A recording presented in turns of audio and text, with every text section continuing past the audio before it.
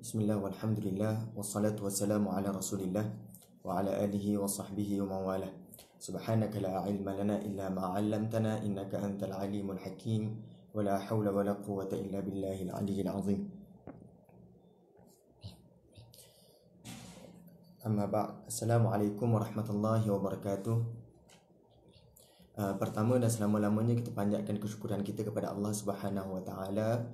Yang kedua, saya mohon kepada sidang penonton sekalian, jika suara saya tidak kedengaran, mohon komen.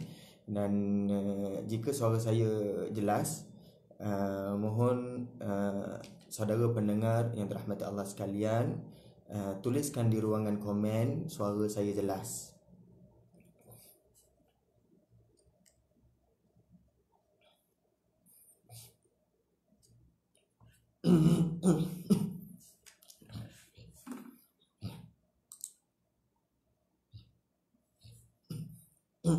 Baik, insyaAllah hari ini, pagi ini kita akan berbincang berkenaan dengan satu perkara yang dibangkitkan dalam kalangan ulama ulum Al-Quran, ulama-ulama yang menulis tentang ilmu-ilmu berkaitan Al-Quran, iaitu Syekh Muhammad Abdullah Diras.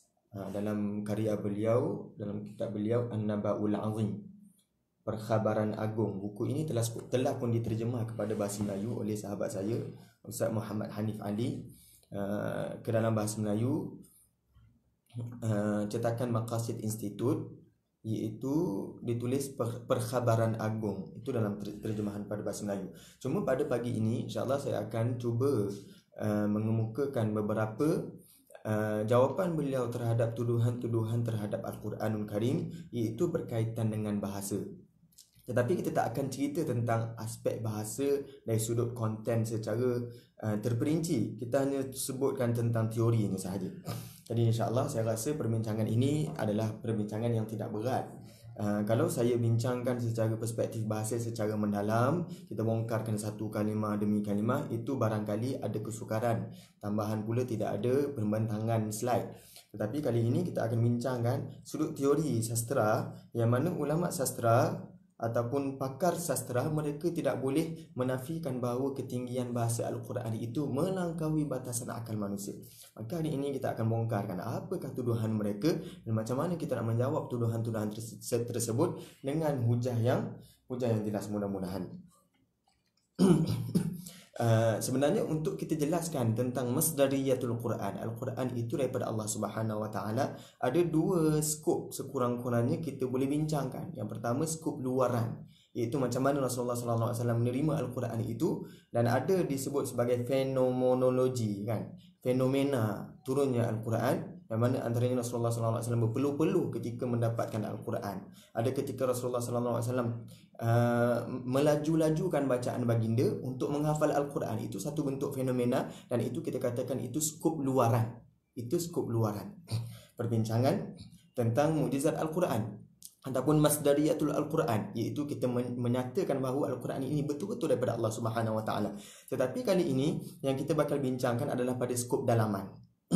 Skop dalaman, macam mana dalam Al-Quran secara konten itu sahaja telah pun jelas bahawa ia adalah daripada Allah Subhanahu wa taala. Maka ada beberapa soalan, mudah-mudahan pada pagi ini saya sempat untuk membentangkan kepada saudara pendengar yang dirahmati Allah sekalian sekurang-kurangnya 5 keraguan yang ditimbulkan oleh sekelompok manusia tentang Al-Quran, dan kita cuba jawab, huraikan satu persatu.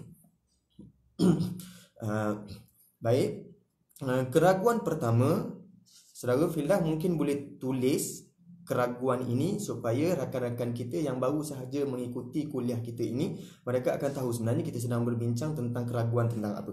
Baik, keraguan yang pertama adalah sesetengah golongan yang menyatakan bahawa mereka mampu untuk mendatangkan kalam bicara yang setanding dengan Al-Quran, yang setanding dengan bahasa Al-Quran. Maka di sini insya-Allah kita akan cuba jawab mengikut cara perbahasan oleh Syekh Muhammad Abdullah Diras yang rahimahullah, yang mana tulisan beliau ini sangat baik untuk kita dedahkan dan kita hayati. Iaitu setengah kelompok mengatakan mereka mampu untuk mendatangkan kalam bicara yang setanding dengan Al-Quran. Maka macam mana kita nak jawab soalan tersebut? Yang pertama, berkaitan dengan bahasa Al-Quran, ia tidak ubah seperti mana yang pernah berlaku kepada zaman Nabi Musa AS. Zaman Nabi Musa AS, ketika dibentangkan pertandingan antara Nabi Musa AS dengan ahli sihir, siapakah orang yang pertama memeluk agama Nabi Musa dalam fenomena tersebut, dalam peristiwa tersebut? Dalam peristiwa tersebut, siapakah golongan yang pertama memeluk agama Nabi Musa setelah dibentangkan pertandingan tersebut antara Nabi Musa dan ahli sihir? Kalau tuan-puan cermati dari sudut sejarah dan dari sudut apa yang pernah dibentangkan dalam Al-Quran sendiri, antara golongan yang terawal memeluk agama Nabi Musa AS adalah golongan ahli sihir. Jadi saudara pendengar boleh tuliskan pada ruangan komen.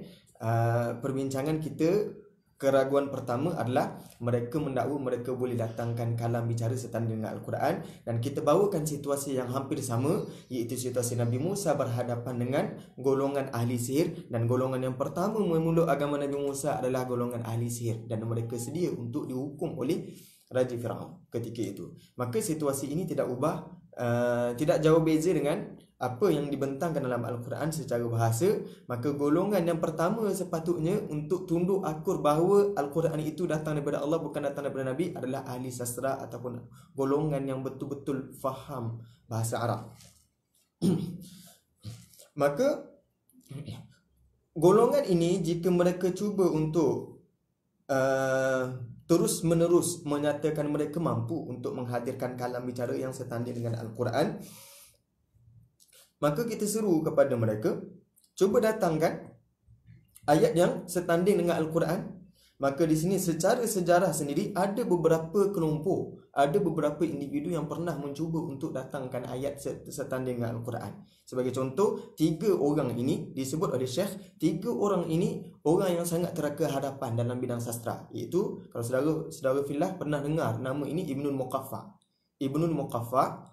Kemudian Abi Tayyib Al-Mutanabbi. Al-Mutanabbi merupakan salah seorang yang diambil kalamnya sebagai hujah selepas zaman Asrul Ihtijaj, iaitu zaman yang dijadikan sebagai ihtijaj, hujahnya bahasa Arab.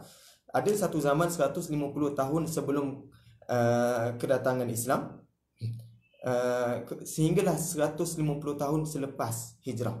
Itu tempoh ini dikatakan tempoh yang mana kalam bicara yang keluar itu adalah tidak lagi daripada kaedah bahasa Arab. Bahkan kaedah bahasa Arab itu datang daripada tempoh zaman 300 tahun ini. Dan selepas zaman ini, 2 orang sahaja yang diambil sebagai hujah, iaitu Abu Tayyib Al-Mutanabbi, kemudian Al-Imam Asy-Syafi'i. 2 orang ini sahaja. Tetapi menurut Syekh Muhammad Abdullah Diras, beliau menyatakan ada 3 orang yang pandai sangat sastera ini, antaranya Ibnul Muqaffa, Abu Tayyib Al-Mutanabbi, kemudian Al-Ma'arri. 3 orang ini pernah mencuba untuk mendatangkan ayat setanding dengan Al-Quran, tetapi apa yang berlaku? Mereka give up, mereka putus asa, dan mereka akhirnya koyakkan helaian-helaian yang mereka pernah tulis.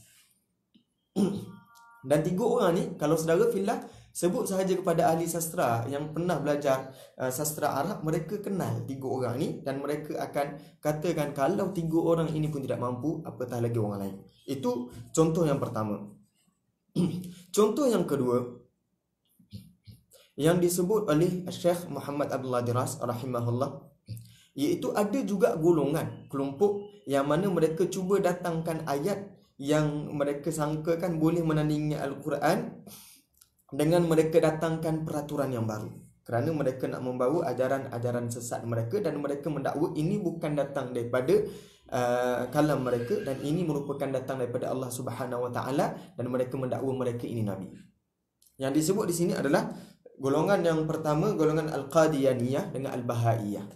Kumpulan sesat, ajaran sesat, iaitu Al-Qadiyaniyah dengan Al-Bahaiyah. Mereka cuba cipta satu peraturan yang baru, peraturan agama yang baru. Tetapi apa yang kita dapati, akhirnya peraturan ataupun ayat yang mereka buat itu hilang dan hanya sekejap sahaja, hanya valid pada zaman mereka sahaja. Kemudian pengikut-pengikut mereka tidak menyebarkan tentang ayat yang telah didedahkan oleh ketua ataupun nabi-nabi mereka, nabi ajaran Al-Qadianiyah dengan Al-Bahaiyah. Jadi di sini kita katakan walaupun ada usaha untuk mendatangkan ayat semacam Al-Quran, tetapi akhirnya ayat itu hilang. Kenapa hilang? Kerana tidak ada ketinggian nilainya. Dan kelompok yang ketiga adalah ada sekelompok yang cuba mendatangkan ayat semacam Al-Quran, tetapi akhirnya hanya mendatangkan keperlian daripada orang ramai. Orang ramai akhirnya troll sahaja apa yang dibawa oleh mereka ini, kelompok ini. Dan ini menjadikan kelompok yang terkemudian mereka begitu takut untuk datangkan ayat yang menandingi setanding dengan Al-Quran. Sebagai contoh yang di sini disebut Musailamah Ad-Dajjal sebagai contoh. Musailamah Al-Kadzab ataupun Musailamah Ad-Dajjal. Musailamah dia pernah tulis dalam tulisan beliau, iaitu ayat yang diambil daripada Al-Quran, diiktibas tetapi diubah kepada maksud yang haram. Iktibas ini apa? Iktibas ini diambil daripada ayat Al-Quran ataupun hadis dan diubah kepada bahasa kita, konteks kita. Dan ada iktibas yang berbentuk harus, ada iktibas yang berbentuk haram. Tetapi yang dibuat oleh Musailamah Ad-Dajjal ini adalah berbentuk yang haram, iktibas yang bentuk haram. Tapi kita cuba amati apa yang ditulis oleh beliau. Dia tulis inna a'tainakal jamahir. Nak tiru surah Al-Kautsar. Dalam Al-Kautsar disebut inna a'tainakal kautsar, tetapi Musailamah tulis inna a'tainakal jamahir. Kami berikan kepada kamu al-jamahir. Al-jamahir ini boleh diterjemahkan kepada beberapa maksud. Maksud yang pertama adalah al-jamharah. Al-jamharah ini apa? Kata ganda bagi al-jamharah. Al-jamharah ini apa? Al-jamharah ini adalah kumpulan qasidah yang martabatnya sangat tinggi, yang mana merupakan martabat yang kedua selepas jenis mu'allaqat. Kalau saudara fillah pernah terbiasa dengan mu'allaqat, Imru'ul Qais, antara tokoh yang sangat terkehadapan dalam mu'allaqat. Kemudian ada bentuk jamharah. Maka ditulis oleh Musailamah Ad-Dajjal inna a'tainakal jamahir. Sesungguhnya kami berikan kepada kamu jamahir, iaitu jamharah, kelompok kasidah yang elok. Tetapi mungkin juga boleh diterjemahkan kepada al-jamahir ini kelompok manusia. Itu yang disebut oleh Musailamah.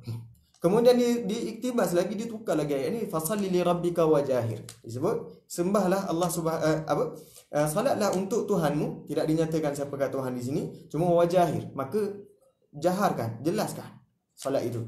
Dan ini akhirnya hanya mendatangkan kedangkalan Musailamah terhadap bawaan-bawaan dia. Iaitu dikatakan oleh Syekh Muhammad Abdullah Diras ini, beliau mengatakan ayat ini digunakan bahasa-bahasa pasar sahaja, dan makna-makna ni pun makna pasar, bahasa orang kampung, makna orang kampung. Tadi disebut inna a'tainakal jamahir fasalli li rabbika wajahir, hanya mendatangkan kedangkalan, dan ini tidak ubah. Ustaz perlahan sikit. Ya, saya akan cuba untuk perlahankan sikit. Mudah-mudahan sampai kepada tuan-tuan saudara fillah. Okey. Jadi ini tidak ubah. Dia hanya menunjukkan kedangkalan dia sahaja. Itu yang dilakukan oleh Musailamah Ad-Dajjal. Dan ada ayat yang lain juga ditulis oleh Musailamah Ad-Dajjal. Sebagai contoh, dia cuba nak meniru dalam surah An-Nazi'at. Dia tulis apa? Wattahinati tahna. Apa maksud wattahinati tahna? Demi perempuan yang membuat tepung. Lepas tu disambung wal'ajinati ajna. Demi perempuan yang membuat adunan tepung. Wal khabizati khubza, dan demi perempuan yang membuat roti. Terdapati ini apa manfaat dia? Melainkan dari sudut bahasa, dari sudut irama dia cantik. Wattahinati tahna wal ajinati ajna wal khabizati khubza. Dari sudut irama ia betul macam cantik, tetapi dari sudut maksud dia itu tidak ada langsung apa keindahan dia. Kat mana keindahan dia? Kalau cerita sekadar penjual roti, pembuat roti, pengadun roti, di sini kita akan dapati bahawa ayat yang dibawa oleh Musailamah Ad-Dajjal, dia hanya nak datangkan pengaruh sahaja, tetapi dia tidak ada dari sudut apa yang kita kata nilai dia tidak ada. Dan ini yang berlaku kepada hasil yang ditulis oleh Musailamah Al-Kadzdzab. Dan kemudian ada dinyatakan bahawa kadang-kadang pada zaman tersebut mereka cuba mengkaitkan ayat mereka dengan bantuan jin, supaya manusia yang lain boleh terpukau dengan bawaan-bawaan mereka. Jadi kita katakan ada di sini 3 kelompok yang pernah cuba untuk datangkan ayat semacam Al-Quran. Kelompok yang pertama adalah orang yang memang pandai sastra, iaitu Ibnul Muqaffa, Abi Tayyib, Al-Mutanabbi dan Al-Ma'ari. Tapi di sini bukanlah saya bertujuan nak menuduh 3 orang ini cuba mendatangkan perkara yang buruk tentang Al-Quran. Tapi ini kata penulis rahimahullah, ini tidak ubah seperti keadaan yang pernah berlaku kepada Nabi Ibrahim AS, ataupun yang pernah berlaku pada Al-Hawariyun, liyatma'inna qalbi.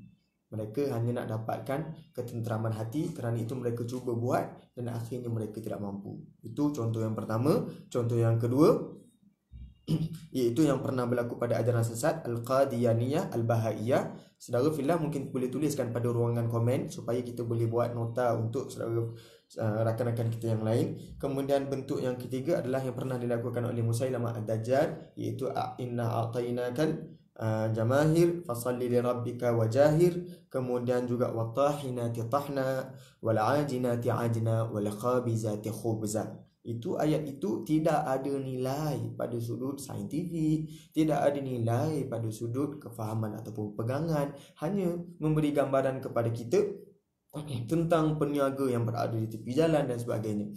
Jadi di sini yang dibawa oleh Musailamah Ad-Dajjal hanya nak bawa irama, di sudut irama saja yang berbentuk sajak, disebut di sini sajak, iaitu apa? Irama akhirnya cantik tetapi nilainya tiada.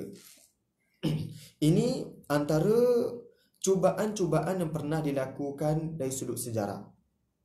Okey, keraguan yang kedua yang disebut oleh kelompok ini, kita katakan mungkin orientalis. Okey, sebab kami ada juga subjek yang disebut sebagai keraguan ataupun syubhat oleh golongan orientalis, tuduhan-tuduhan orientalis. Sebenarnya menarik untuk kita bincangkan tuduhan-tuduhan orientalis tentang Al-Quranul Karim. Sebab kadang-kadang bila kita bentangkan tentang tadabbur Al-Quran, setengahnya orang tidak memahami tentang ulum Al-Quran.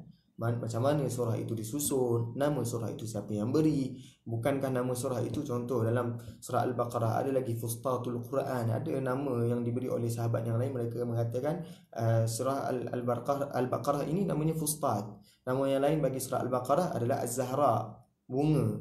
Tetapi kenapa tidak ditulis dalam mushaf nama-nama tersebut? Jadi keraguan kedua ini kita akan kita dedahkan apa yang disebut oleh mereka iaitu setengah golongan sastera mereka mengatakan betul mereka tidak mampu untuk mendatangkan ayat semisal Al-Quran. Tetapi mereka mengatakan barangkali ada ahli sastera yang lain mampu mendatangkan ayat semisal Al-Quran. Seolah-olah kata Syekh rahimahullah, kalaulah kita berkata ataupun setengah ahli sastra itu berkata, kalaulah aku bukanlah pahlawan dalam medan ini, barangkali ada orang lain yang boleh jadi pahlawan untuk menandingi ayat Al-Quran, yang barangkali dia ini lebih fasih bahasanya daripada aku, ataupun lebih bicaranya itu lebih mempengaruhi dan lebih menakjubkan. Maka di sini kata Syekh, okey baik, sekarang ini minta ahli sastra itu mencabar, bagi tahu kepada ahli sastra itu rujuk kepada golongan sastera zaman anda dan tanyakan mereka, adakah mereka mampu untuk mendatangkan ayat setanding Al-Quran. Kalau tokoh-tokoh dalam sastra itu mereka sendiri berkata, lau nasha'u laqulna mithla hadha, kalau kami berkehendak, sudah tentu kami akan katakan sedemikian. Maka katakanlah kepada mereka, hatu burhanakum, sila datangkan bukti-bukti kamu. Tetapi jika mereka berkatakan la taqata lana bih, kami tidak mampu, artinya penyaksian apakah lagi yang lebih hebat daripada penyaksian oleh golongan yang memang terkemuka dalam bidang sastra. Dan kita kembali juga kepada sejarah. Tanyakan mereka, macam mana pula kelompok-kelompok yang pernah hidup pada kurun pertama, yang mana bila mereka disuruh untuk datangkan ayat semacam Al-Quran, mereka angkat tangan. Mereka tak mampu. Mereka angkat bendera putih. Ataupun akademi bahasa untuk datangkan ayat semisal Al-Quran, mereka juga tidak mampu. Dan kita katakan, kalau begitu Al-Quranul Karim dia bukan sahaja mencabar satu orang, tapi dia mencabar lebih daripada 10 orang, dan mencabar ramai lagi orang, dan mencabar semua kurun yang ada. Dan sehingga kan pasar-pasar Arab ketika itu, mereka penuhkan bicara-bicara mereka di pasar Arab dengan pertandingan-pertandingan mencipta syair. Dan kalau tuan-puan cermati, ada syair yang ditulis tentang Sautul Bulbul, kan, suara Al-Bulbul. Syair ini sangat mencabar, kerana pemerintah ketika itu menawarkan sesiapa yang boleh menulis satu syair yang mana tidak pernah orang tulisnya, iaitu kerana pemerintah ketika itu, pemerintah boleh hafal syair dalam sekali lalu sahaja, kan. Jadi Sautul Bulbul didatangkan menyebabkan pemerintah itu tidak mampu untuk ulang balik Sautul Bulbul, dan akhirnya pemerintah itu terpaksa membayar kepada penyair itu, dan penyair tersebut mengatakan, yang aku tulis itu Sautul Bulbul, yang aku tulis itu aku tulis pada batu, bukannya pada kertas. Maka digantikan dengan emas seberat batu, kan. Itu cerita dahulu. Tetapi kita katakan pasar-pasar Arab seringkali didedahkan kepada pertandingan-pertandingan syair, dan orang Arab ketika zaman jahiliah mereka sangat terkeharapan, dan mereka mencabar diri mereka untuk mendatangkan syair yang lebih baik daripada kelompok yang sana. Tetapi bila datangnya Al-Quran, apa yang dibincangkan dalam pasar itu makin tidak didengari. Mereka makin kurang pertandingan-pertandingan syair, dan bahkan kelab-kelab yang ada yang sebelum ini, kabilah ataupun kelompok kabilah ini, bila mereka adanya seorang penyair, iaitu ahli penyair, mereka rasa mulia, mereka rasa dihormati, dan mereka rasa mereka ada kehormatan, sehingga kan dikatakan mereka akan buat satu walimah. Bila lahirnya penyair, bila adanya seorang yang ada kemahiran melakukan syair, maka orang itu akan dibuat satu jamuan kepada orang tu, walimah untuk kelahiran penyair tersebut, kerana ia menjadi suara media bagi kelompok yang ada pada zaman Arab jahiliah. Maka bila datangnya Al-Quranul Karim, suara-suara ataupun siulan-siulan syair yang disiulkan oleh andiyah, oleh kelab-kelab ini, hampir tidak lagi kedengaran. Kerana apa? Kerana mereka rasa mereka langsung tidak boleh menandingi ayat Al-Quran, kan? Mereka tidak boleh menandingi ayat Al-Quran. Lalu Allah Subhanahu wa taala datangkan ayat menyebut, qul la in ijtama'atil insu wal jin, kalaulah manusia dan jin itu mereka berhimpun, ala an ya'tu bimithli hadzal Qur'an, untuk mendatangkan semisal Al-Quran ini, la ya'tuna bimithlihi walau kana ba'dhum li ba'dhin zahira, tidak akan sesekali mereka mampu. Di sini dikatakan manusia dan jin kalau bergabung sekalipun mereka tidak mampu. Tadi kita katakan jin pun pernah setengah golongan pernah mengambil meminta bantuan daripada jin untuk mempengaruhi, menyihir orang ramai. Tapi di sini Allah katakan, kalaupun manusia dan jin berhimpun untuk datangkan ayat seperti Al-Quran, mereka tidak mampu. Kemudian ini diturunkan lagi, fa illam taf'alu wa lan taf'alu. Kalaupun mereka kamu tidak pernah mampu, dan kamu tidak akan pernah mampu, fattaqun nar, maka takutlah api neraka. Dan di sini Allah samakan mereka ini dengan al-hijarah, dengan batu. Okey.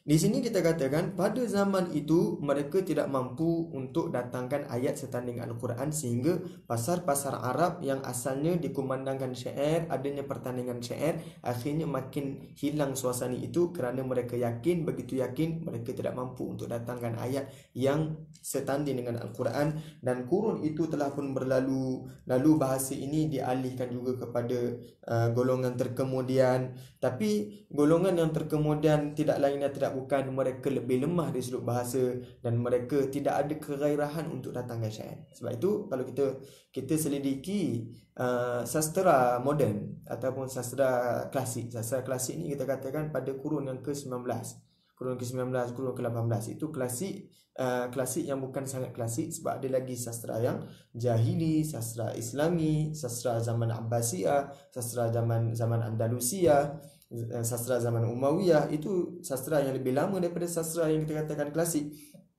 Tapi sastra klasik ataupun sastra moden, mereka hilang kegairahan untuk mereka cipta syair. Dan di sini menyebabkan kita katakan penyaksian tentang ketinggian bahasa Arab Al-Quran itu jauh makin meninggi. Makin bertambah zaman, makin meningkat keagungan ataupun kemukjizatan Al-Quran. Kerana manusia kemudiannya mereka tidak lagi ada kelebihan ataupun kehebatan yang pernah ada pada zaman yang lalu. Okey. Keraguan yang ketiga. Kalau keraguan pertama tadi, saya ulang tuan-puan. Keraguan pertama, mereka kata barangkali mereka ada kemampuan untuk mendatangkan ayat setanding dengan Al-Quran.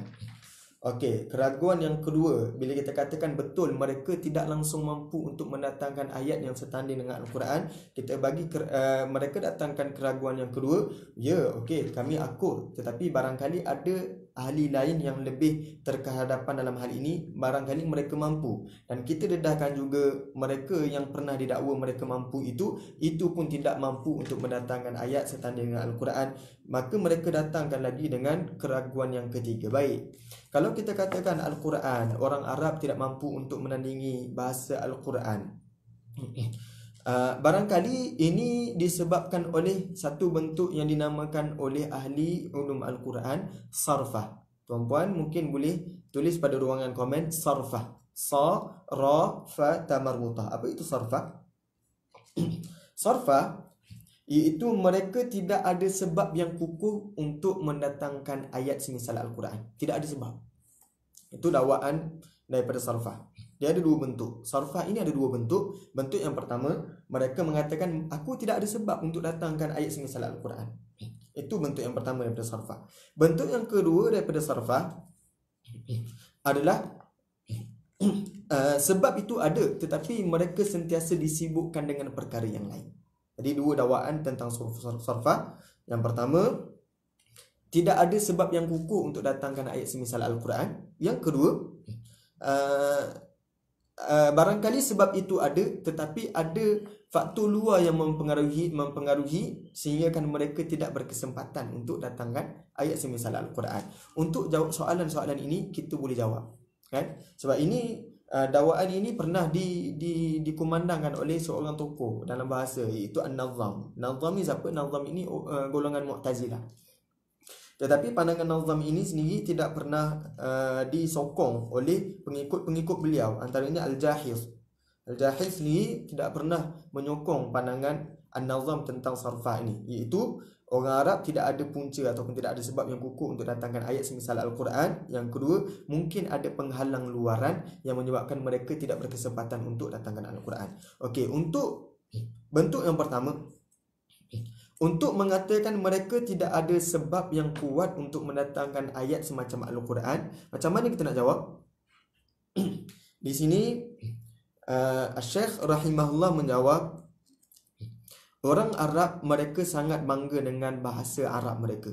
Sehingga kan bila adanya golongan ajam yang masuk kepada golongan Arab, mereka rasa tergugat. Kerana ini boleh memecahkan tradisi mereka. Itu yang pertama, mereka sangat bangga dengan bahasa mereka. Yang kedua, bahkan mereka bukan sangat bangga dengan bahasa mereka, mereka sendiri ada kemampuan untuk mengolah bahasa itu kepada bahasa yang sangat tinggi.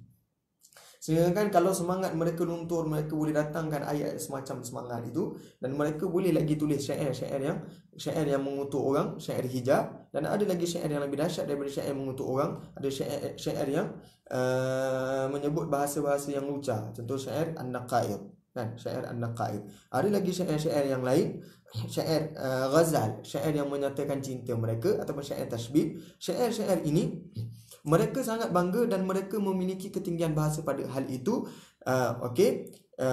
Kemudian kita katakan lagi, tambah lagi itu kebiasaan mereka, dan mereka merupakan golongan yang al-mudarribul mahir, orang yang terlatih dan orang yang boleh melatih orang lain melakukan syair yang lebih kurang.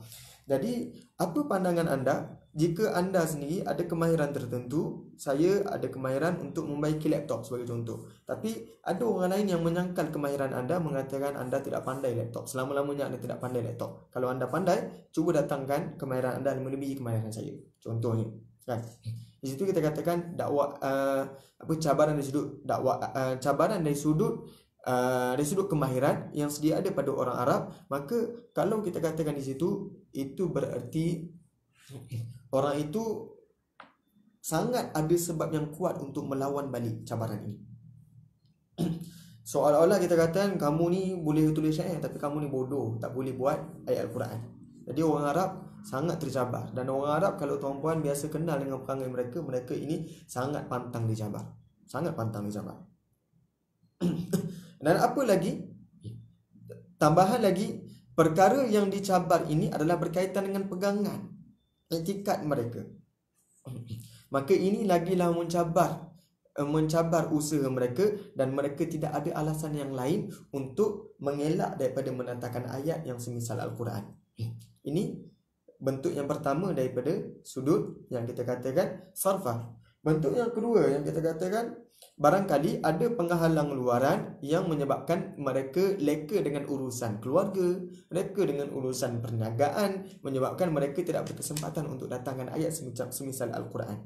Maka di sini kita katakan sebenarnya mereka sangat ada kelapangan dari sudut masa untuk menandingi Al-Quranul Karim. Sebab apa? Sebabnya macam-macam kekerasan yang mereka pernah lakukan. Antaranya mereka pernah mengajak Muhammad sallallahu alaihi wasallam untuk menyapu tuhan-tuhan mereka, untuk menyembah tuhan-tuhan mereka, dan tahun hadapan mereka pula sembah Tuhan Muhammad. Maka di sini adanya surah Al-Isra turun, wa in kadu la yaftinunaka 'anil ladzi awhayna ilaik. Ataupun surah Al-Kafirun sendiri wala antum aabiduna ma a'bud, kamu tidak akan sesekali sembah apa yang aku sembah kan. Itu sebab sebagai menempelak cadangan mereka untuk tahun ini sembah Tuhan mereka, tahun depan mereka pula sembah Tuhan Muhammad. Itu artinya mereka ada cubaan-cubaan untuk menjatuhkan agama Muhammad. Dan banyak juga keadaan yang mereka pernah menawarkan harta, bahkan kerajaan, supaya Muhammad ini berhenti berdakwah. Dan mereka pernah juga menyuruh untuk melakukan pemboikotan, dan mereka menyimpan bekalan-bekalan daripada keluarga terdekat Muhammad, supaya keluarga terdekat Muhammad akan mati kelaparan dan mereka menyerah. Ini disebut tentang macam mana Bani Hashim dan Bani Al-Muttalib, mereka tidak dibenarkan untuk menikahi anak-anak golongan Quraisy yang lain. Bahkan mereka telah pun berbaiat supaya mereka tidak akan menjual barang-barang kepada Bani Al-Muttalib dan Bani Hashim. Di sini artinya mereka berusaha semacam banyak perkara yang mereka usahakan. Bahkan mereka pernah menghalang suara-suara Al-Quran ini didengari di luar-luar rumah.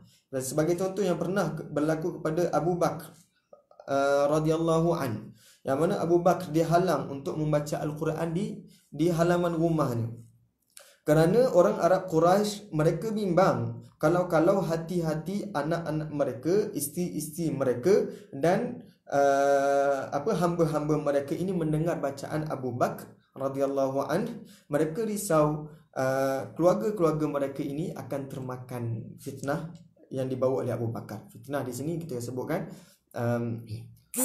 fitnah di sini cobaan kan. Okey. Jadi Abu Bakar sendiri dihalang untuk membaca Al-Quran di luar rumah. Dan mereka pernah juga menghentam Muhammad. Menghentam Muhammad dengan kata Muhammad melakukan sihir.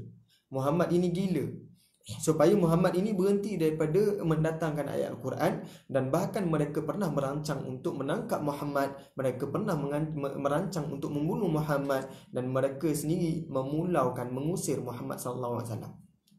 Padahal ada satu cara yang lain daripada mereka semangat melakukan perkara-perkara yang lain. Ada satu cara lagi yang mudah untuk mereka lakukan, itu datangkan sahaja ayat yang lebih baik daripada Al-Quran. Tapi kenapa mereka tidak datangkan? Kerana mereka begitu yakin mereka sesekali tidak akan pernah mendatangkan ayat semisal Al-Quran. Sebab itu berlaku pada mereka. Dan ini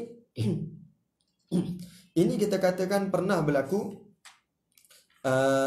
kepada seorang pemuka kafir Quraisy, iaitu siapa? Iaitu Al-Walid Al-Mughirah. Siapa tidak kenal Al-Walid Al-Mughirah? Al-Walid Al-Mughirah ini orang Arab Quraisy sangat mengetahui bahawa beliau ini merupakan orang yang ada harta yang banyak.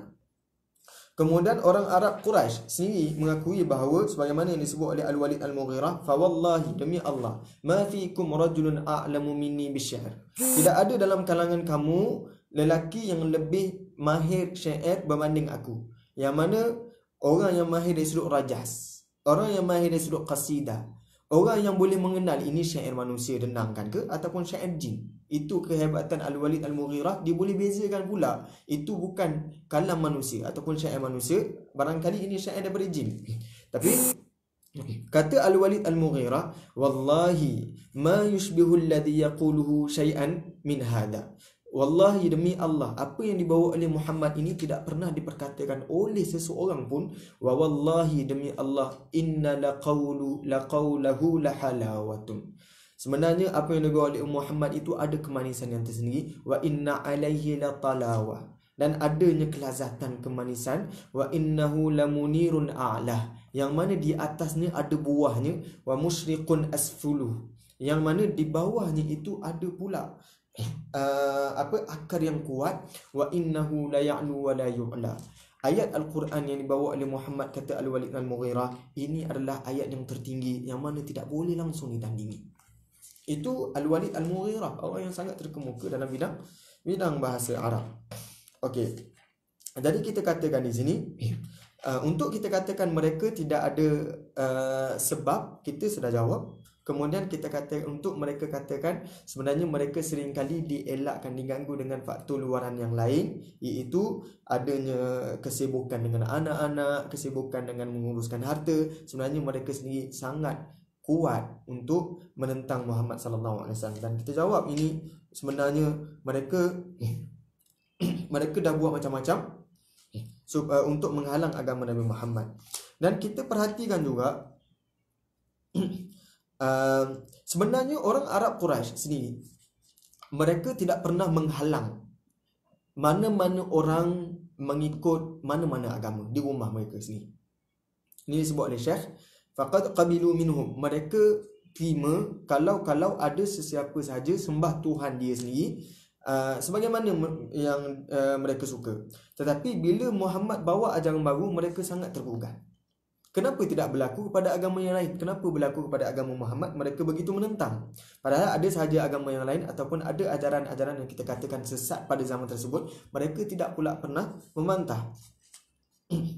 Jadi di sini kita katakan semacam ada bentuk perasaan yang mereka akur bahawa Al-Quran dia ada satu kemukjizatan yang memang menyebabkan orang boleh terpukau. Dan ini pernah berlaku kepada 3 orang yang pernah disebut, yang banyak disebut dalam kitab-kitab, iaitu Abu Sufyan, Abu Jahal dan Al-Akhnas. 3 orang ini pernah mendengar bacaan Nabi sallallahu alaihi wasallam di keheningan malam, dan mereka mencuri-curi dengar bacaan Nabi sallallahu alaihi wasallam. Dalam perjalanan pulang, mereka bertembung dan mereka bersumpah untuk tidak akan mengulangi perkara ini. Dan berlaku pada malam yang kedua, Abu Jahal dan Abu Sufyan, Al-Akhnas mengulangi perkara ini, walaupun pernah mereka bersumpah supaya tidak mengulanginya, mereka ulang lagi perkara ini pada malam yang kedua. Dan dalam perjalanan pulang mereka bertembung lagi sekali dan mereka bersumpah untuk kali yang kedua, tetapi ini berulang pada malam yang ketiga. Artinya mereka sendiri terpukau dengan keindahan bahasa Al-Quran. Dan kita katakan barangkali ini mungkin manusia tidak mampu datangkan Al-Quran pada bentuk seolah-olah bayi yang tidak mampu untuk berdiri, ataupun bayi yang baru nak belajar berjalan, kan? Ataupun anak-anak yang baru nak belajar bawa basikal. Kalau ini bentuk kelemahannya, kita katakan bentuk ini tidak ada masalah langsung. Sebab hal ini kita boleh latih. Kalau kita tak boleh berjalan, kita boleh latih untuk berjalan. Kalau tidak boleh bawa basikal, kita boleh latih diri kita untuk bawa basikal. Begitu juga bawa motosikal dan bawa kereta. Tetapi kalau perasaan yang mereka rasakan kelemahan itu pada bentuk kelemahan fitrah, iaitu mereka tidak mampu untuk menjatuhkan gunung ganang. Kalau katakan kelemahan mereka mendatangkan ayat semisal Al-Quran, seperti mereka tidak mampu untuk menjatuhkan gunung ganang, ataupun mereka tidak mampu untuk mencapai bintang, mengambil bintang daripada langit diturunkan ke bumi. Itu kita katakan ini buat apa-apa percubaan itu pun mereka tetap tidak akan mampu, kan? Jadi mereka barangkali mereka tidak tahu kelemahan mereka pada tahap yang mana. Kita katakan kelemahan mereka bukan sahaja pada sudut mereka tidak mampu bawa basikal seperti bayi, mereka tidak mampu seperti bayi yang cuba berjalan ataupun budak-budak yang cuba membawa basikal. Bahkan mereka bukan juga seperti mereka tidak mampu untuk menjatuhkan gunung ganang ataupun mencapai bintang. Bahkan mendatangkan ayat semisal Al-Quran lebih dahsyat daripada hal itu. Itu kata Asy-Syaikh. Dan tidak lain dan tidak bukan, mereka yang mengetahui membaca Al-Quran, mereka akan berkata, ma hadza biqauli bashar. Ini bukanlah perkataan manusia. Okey, tuan-puan yang dirahmati Allah sekalian, saya cuba bawa lagi syubhah yang keempat, keraguan yang keempat, supaya kita dapat penjelasan dan pendedahan. Okey, keraguan yang dibawa oleh mereka, barangkali mukjizat yang ada itu bukannya pada sudut bahasa. Sebab apa? Sebab kalimah-kalimah yang ada dalam Al-Quran adalah kalimah-kalimah yang pernah diucapkan oleh orang Arab.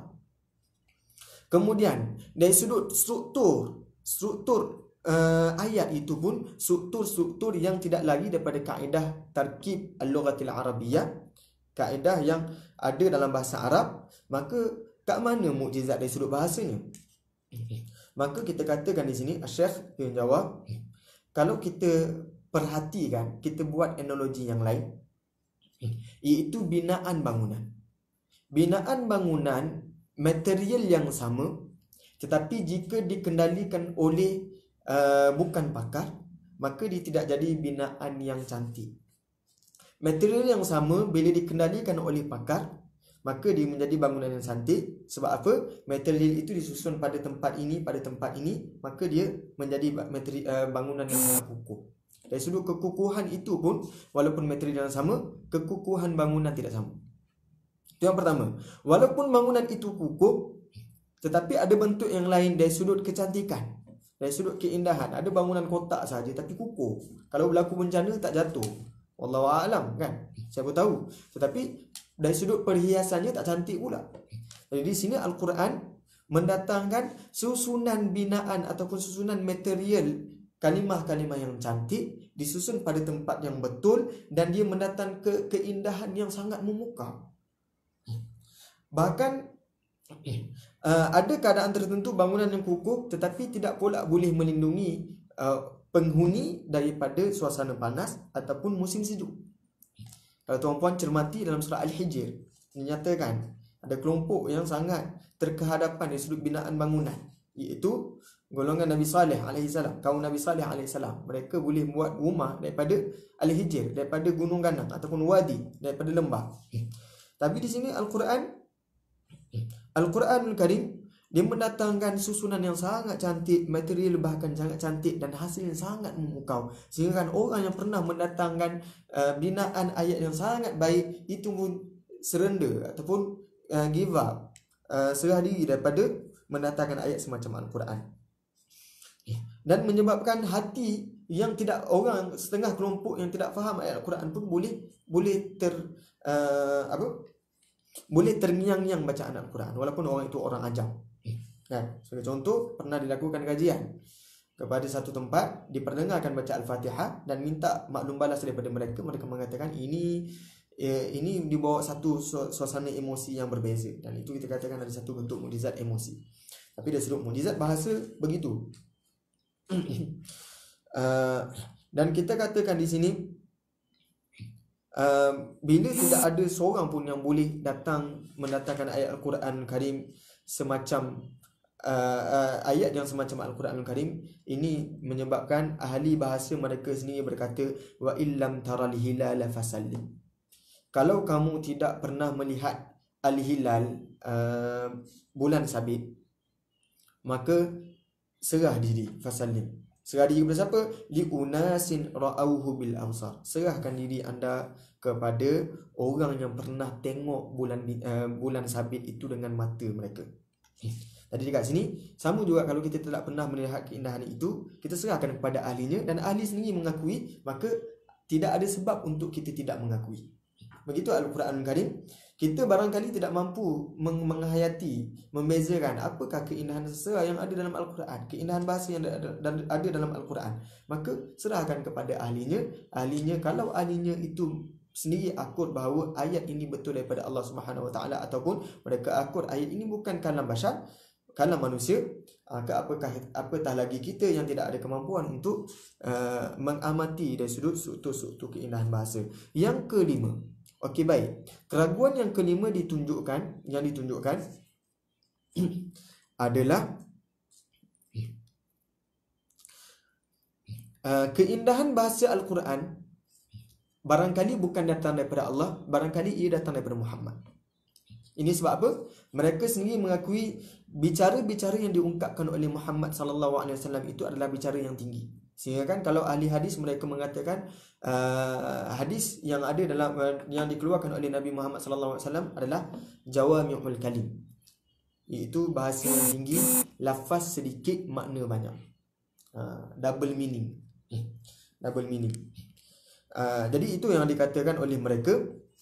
Sebab mereka kata, okey, kalau kami pun tidak mampu menandingi kalam Muhammad, boleh sahaja Muhammad dia sahaja-sahaja reka, dia kata okey, ini kalam aku, ada satu lagi kalam Allah Subhanahu Wa Taala. Jadi dia boleh buat satu struktur bahasa yang berbeza, satu struktur bahasa yang semacam manusia boleh menandinginya, kemudian satu struktur bahasa yang manusia tak boleh menandinginya. Jadi dia boleh bezakan antara hadis dengan Al-Quran. Itu dakwaan mereka.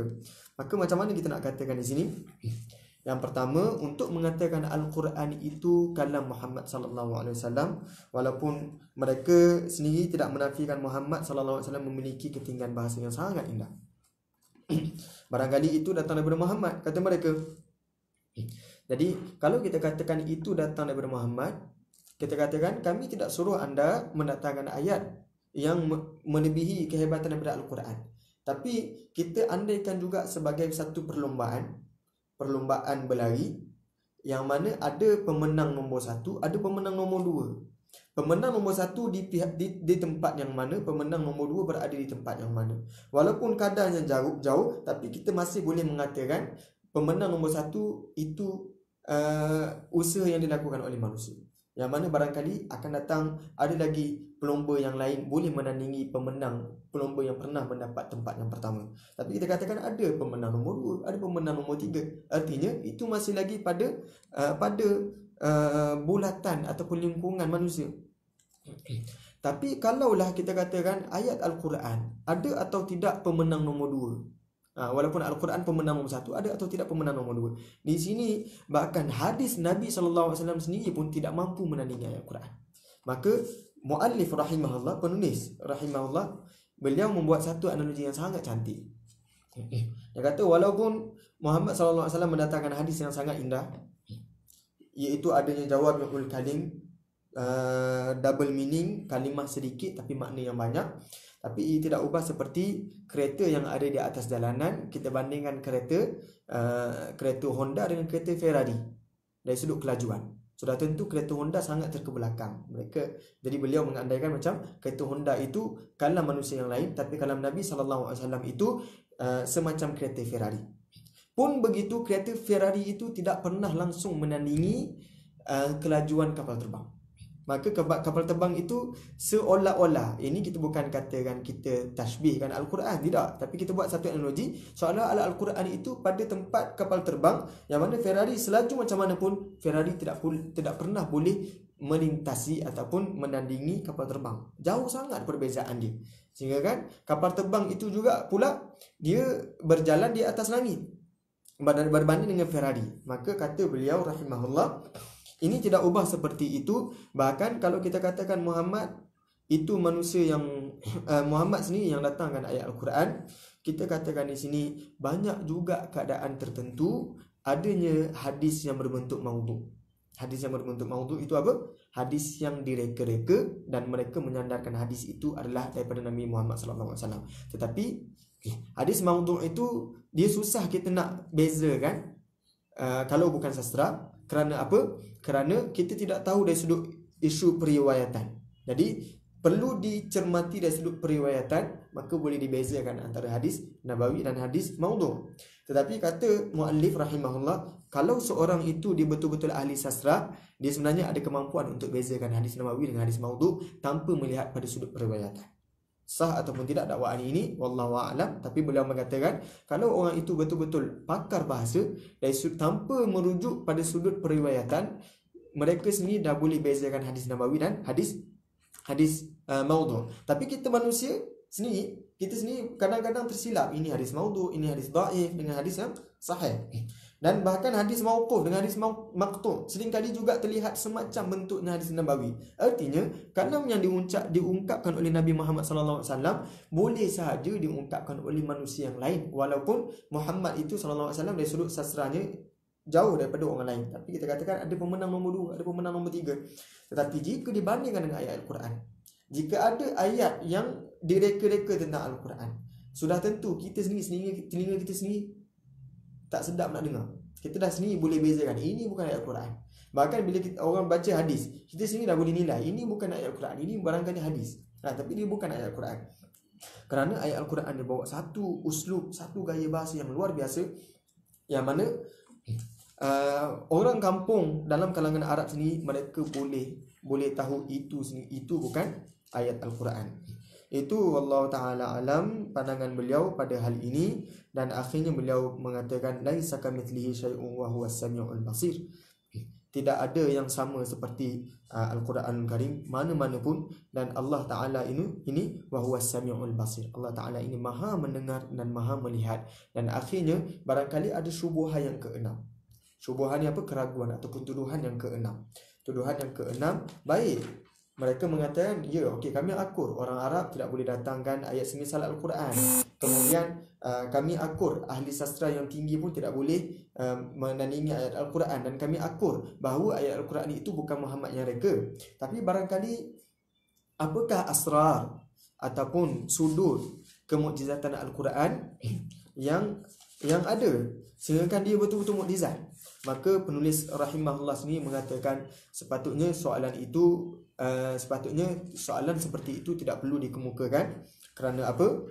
Kerana pada awalnya kita dah mengakui ia bukan datang daripada Muhammad. Kalau nak diserahkan kepada dia sendiri, dia hanya boleh tulis sedikit sebanyak sahaja, itu pun secebis yang kecil sahaja tentang kemukjizatan Al-Quran, kemukjizatan bahasa Al-Quran. Cuma beliau sendiri mengatakan untuk beliau mendedahkan satu persatu daripada awal tentang kemukjizatan bahasa Al-Quran, beliau sendiri tidak mampu. Jadi wallahu taala alam. Syekh Muhammad Abdullah Biras, buku beliau ini sangat jelas tentang macam mana kita menjawab tuduhan terhadap Al-Quran, keraguan terhadap Al-Quran. Sebenarnya sebelum dijelaskan tentang jawapan berbentuk dalaman ini, beliau sendiri menjelaskan dari sudut luaran. Ada yang satu bentuk muwafaqat Umar, adanya ayat yang memenangkan pandangan Umar, adanya ayat Kitabur Rasul, ayat-ayat yang menegur Nabi Muhammad sallallahu alaihi wasallam, adanya zawahir Quraniyah, adanya fenomenologi Al-Quran, yang mana fenomena yang berlaku kepada Muhammad ketika turunnya Al-Quran dan sebagainya. Itu jawapan di sudut luaran. Tetapi yang didedahkan pada kali ini adalah jawapan yang berbentuk dalaman. Sebenarnya sangat cantik kalau ada peluang yang peluang untuk membincangkan hal ini, buku ini, kerana tulisan beliau ini boleh dikatakan antara tulisan yang mencetuskan idea supaya ulama-ulama Al-Quran terkemudiannya mereka cuba mencari kemujizatan Al-Quran, dan mereka sendiri yakin bahawa Al-Quran Karim ini datang daripada Allah Subhanahu Wa Taala. Aku qauli hadza astaghfirullahal azim wa lakum. Saudara fillah, kalau ada soalan boleh utarakan pada ruangan komen. Kalau ada soalan.